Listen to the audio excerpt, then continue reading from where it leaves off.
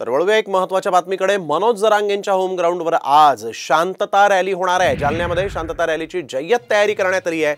या रॅलीसाठी 400 पोलिसांचा तगडा बंदोबस्त तैनात करण्यात आला आहे। सीसीटीव्हीद्वारे पोलिसांकडून नजर आता ठेवली जाते।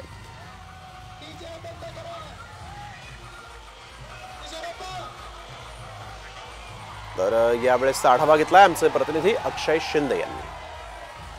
मराठा आंदोलक मनोज जरांगे पाटील यांची जालन्यात आज शांतता रॅली होणार आहे। खरं तर या जालन्यातल्या रॅलीसाठी मराठा बांधवांकडून जी आहे ती जय्यत तयारी या ठिकाणी झालेली आहे।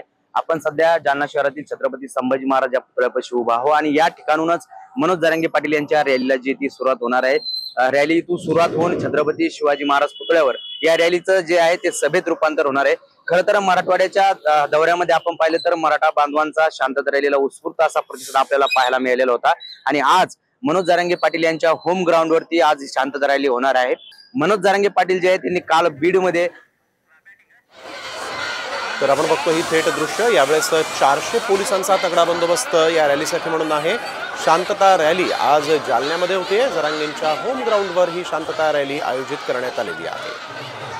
मनोज जरांगेंनी कालच आपल्याला माहिती आहे की 4 मागण्या पुन्हा एकदा लावून धरलेल्या आहेत आणि त्यावेळेस त्यांनी सरकारसोबतच विरोधकांवर देखील टीका केली आणि आज त्यांची जालन्यामध्ये ही शांतता रॅली होतीये। जय्यत तयारी या रॅलीसाठी करण्यात आलेली आहे। हजारो मराठा बांधव या रॅलीमध्ये मनोज जरांगेंच्या सोबत आपण बघतोय। शांततेत ही रॅली असणार आहे। सीसीटीव्ही तसंच ड्रोनच्या माध्यमातून या संपूर्ण रॅलीवर पोलिसांचं देखील लक्ष आहे।